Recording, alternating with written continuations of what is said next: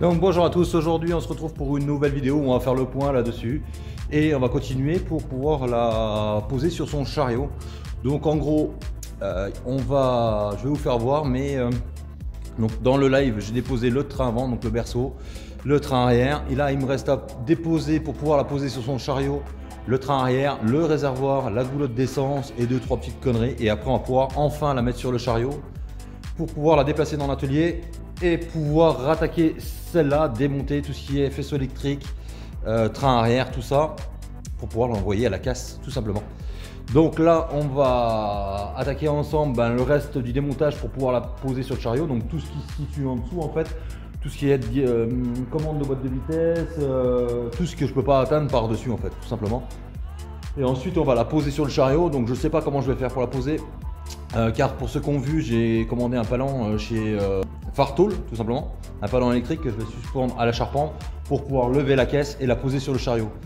Et ce sera beaucoup plus simple pour moi une fois la verte démontée pour pouvoir la charger sur une remorque. La verte, elle est là, j'ai le doigt qui est mal. Pour pouvoir la poser sur la remorque et l'emmener à la ferraille tout simplement. Donc je vous reprends dans 2 secondes, je me mets en tenue de combat. Bon, en général je me change pas trop, mais je vais quand même enlever ma veste qui est toute propre. Et on va attaquer ça, dépose du réservoir et 2-3 conneries. Et je vous reprends dans 5 minutes. Donc le berceau c'est là. Voilà. Donc je sais pas encore lequel je vais remonter. Bon de toute façon il y a de la révision à faire. Hein. Hop. Je sais encore pas lequel je vais remonter. Le train arrière est là. Donc lui je sais encore pas ce que je vais faire. Je pense que je vais le mettre avant. Et puis s'il part pas, ça sera ferraille tout simplement. Donc pour ceux qui me demandent, envoyez-moi un message, mais de toute façon il n'y aura pas d'envoi. Donc c'est soit vous venez le chercher, soit il part à la ferraille. Ça sera plus vite vu parce que j'ai pas le temps de m'en occuper. Donc ensuite il reste le réservoir à démonter. Mon réservoir, 2-3 tuyaux de frein, 2-3 conneries encore. Les flexibles, les tuyaux de frein, je viens de dire. La goulotte d'essence. Il me reste la trappe à essence qui est derrière le cache, il y a la goulotte et la trappe qui va être là à sortir. Donc voilà, après on aura fait le tour. Hein, de tout ce qu'il faut enlever par dessus. Donc oui, il restera les tuyaux de frein en fait qui partent d'ici, les 2 tuyaux de frein qui partent d'ici et qui vont jusque derrière par dessous, la commande de boîte de vitesse, les durites d'essence, je sais même pas parce que ouais, je vais peut-être les enlever. Et après on va pouvoir la passer sur son chariot qui est toujours là et qui est en attente.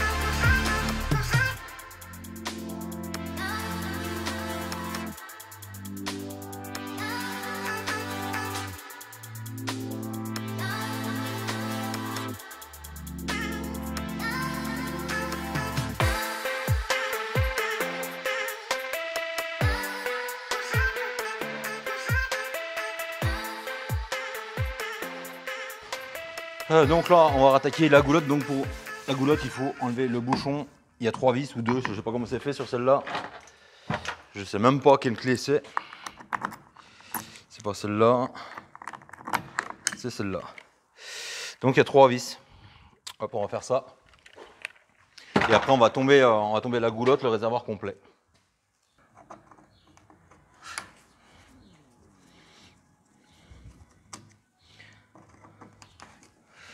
Pour ceux qui se demandent comment je fais, ben pour les vis, c'est tout simplement soit je les remets d'office d'après, soit je les mets dans un sac avec le nom dessus, quoi. Donc il n'y a rien de compliqué. Hein. Donc là, elle est faite, il n'y a plus qu'à enlever le pare-bout. Donc il y a juste une vis là, une agrafe, on va enlever ce plastique déjà, et après on y verra plus clair. Donc pour ça, tournevis torse, un petit tournevis plat pour faire sauter l'agrafe.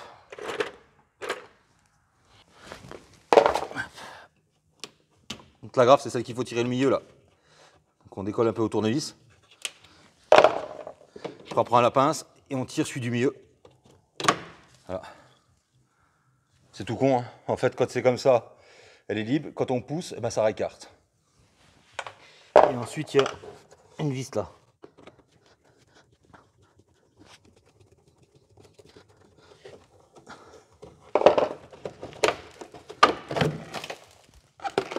Voilà. Voilà pourquoi les voitures pourrissent, quoi. Donc après il faut qu'on enlève là, tout bêtement. La goulotte, je sais pas si elle est tenue ou pas.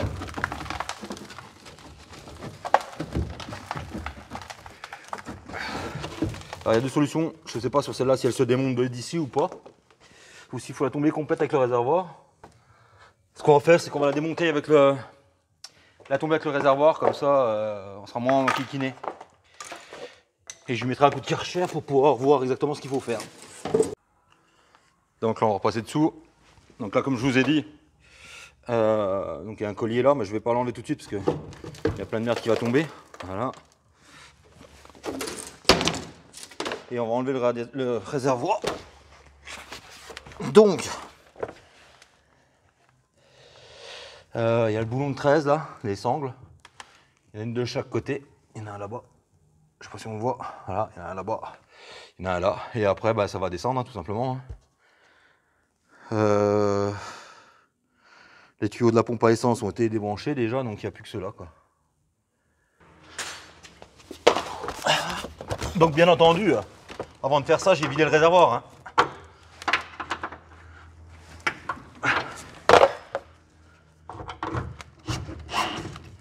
Si je le bloque.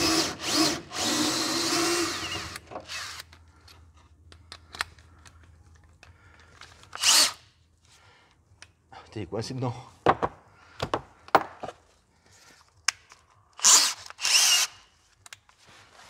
Hop.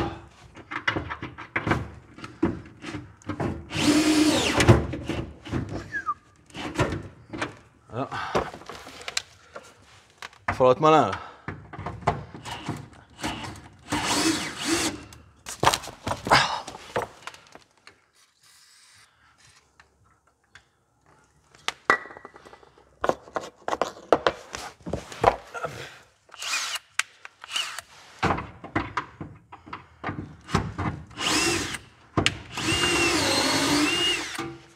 Donc un coup de dégrippant ça arrange tout. Hein.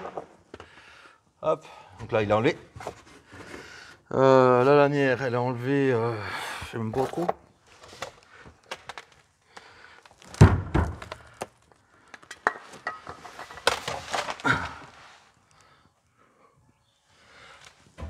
Ah il y a 4 boulons sur celui-là de réservoir. Bon il y en a deux devant aussi. Et 205 tout ça il était coincé dedans comme ça. Et il y avait 2 boulons pour verrouiller derrière. Et là il y en a 4 en fait. J'en remets celui-là pour pas me le prendre contre la tête.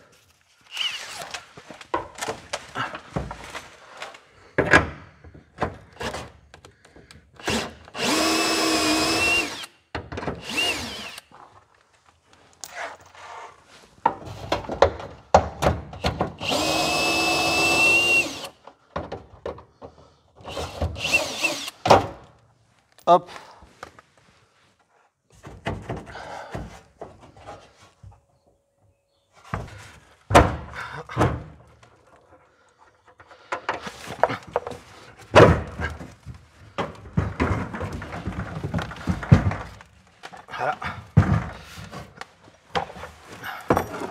Il y a juste les tuyaux qui sont agrafés dessus. Et puis après ça sort. Ça c'est le retour. Ça c'est enlevé. Hop.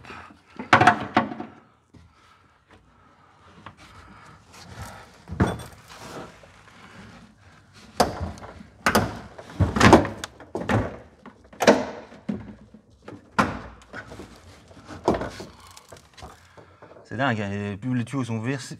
Ah, les tuyaux sont débranchés, mais ça coule toujours. Ah.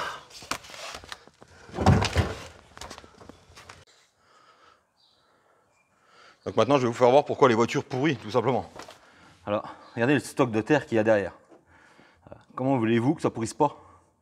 Forcément, si la terre passe, l'humidité passe. Donc terre plus eau, il y a le pourrissure. Enfin bref, vous m'avez compris, ça pourrit quoi. Donc regardez la goulotte. Elle est remplie de terre. Et ça, c'est en contact direct avec la voiture, en fait, avec la carrosserie. C'est pour ça que c'est super important de bien nettoyer ces passages de roue quand vous lavez vos voitures, les passer au Karcher et tout ça, même au jet, bien faire couler, que la terre parte, quoi.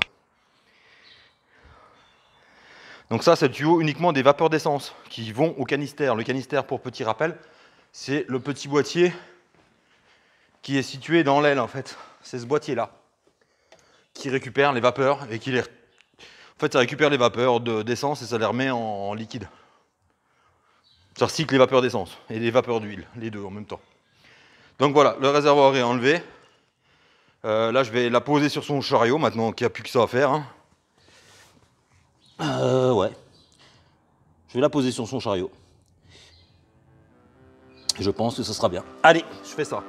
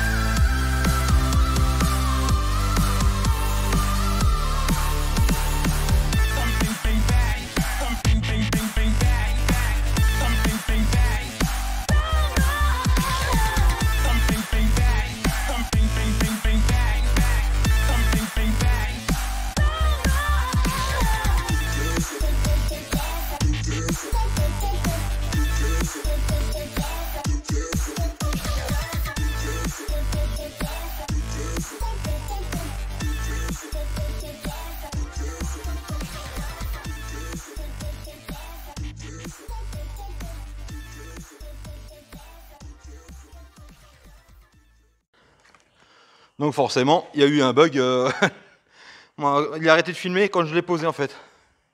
Donc voilà, elle est posée sur le chariot, hein. Il n'y a plus rien. Ah.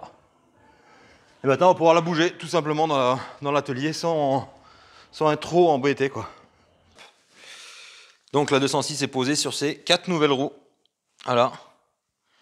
Donc maintenant, je peux la bouger tranquille, tout seul dans l'atelier, sans avoir besoin de personne. Donc franchement, ça va faire du bien. Donc comme vous pouvez voir, je ne sais plus si je vous l'ai fait voir, voilà. Donc ça rentre pile poil dans les... Putain, il y a la lumière qui chie là. Ça rentre pile poil dans les gorges. J'avais bien mesuré exprès pour pas être embêté. Et puis voilà, donc une vidéo de plus de... Oh là, la lumière qui déconne.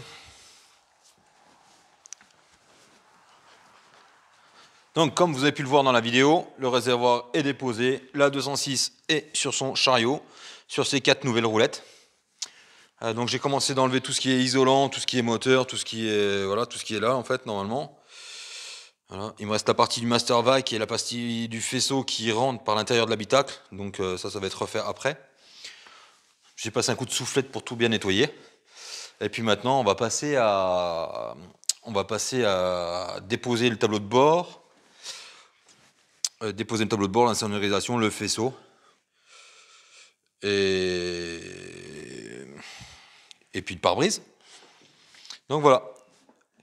Je pense que cette 206 va être un petit peu en stand-by pendant un petit moment parce que je vais tout simplement passer à la 206 verte sur laquelle je vais déposer le faisceau habitacle, les faisceaux moteurs. Car celle-là, c'est pas une multiplexée, c'est une normale en fait. Donc je vais récupérer le faisceau, tout ce qui est faisceau moteur, tout ce qui est faisceau habitacle, pour le repasser dans celle-là. Donc je vais mettre celle-là à la place de la verte, à côté de la Clio et de la 106, pour faire un peu de place, récupérer le faisceau moteur, le train arrière, et après tout le reste, ça partira à la casse. Donc s'il y en a qui veulent des pièces, franchement, je vais brader, quoi. Donc les 4 portes, tableau de bord, tout ça, je vous enverrai des photos si vous voulez. Ne demandez pas de pièces de face avant, de pièces moteur, je garde tout pour le moment. Peut-être la boîte de vitesse que je vais vendre, la boîte d'origine du TU5 JP4 pour ceux qui connaissent. Et le reste, je vais normalement le garder. Donc en gros, oui, celle-là va prendre la place de la verte. Je vais mettre la verte à cette place. On va démonter tout ce qu'il y a à démonter pour récupérer. Et ensuite, elle partira à la casse. Tout simplement. Donc voilà les amis, la 206 a retrouvé 4 roues de diamètre 10 au lieu du 15, 10 cm, hein, on est bien d'accord. Donc maintenant on va reprendre la place comme je viens de vous dire. Et puis voilà, donc c'est une vidéo qui va tirer à sa fin. Si vous avez des questions, n'hésitez pas en espace commentaire ou alors sur Instagram, c'est hangar71.laurent. Et je réponds à tout le monde, hein. Franchement, j'essaye de répondre à tout le monde. Et voilà. Et donc si la vidéo vous a plu, n'hésitez pas à partager, liker, commenter. Et je vous dis à très bientôt pour une prochaine vidéo ou alors un live. Allez, ciao!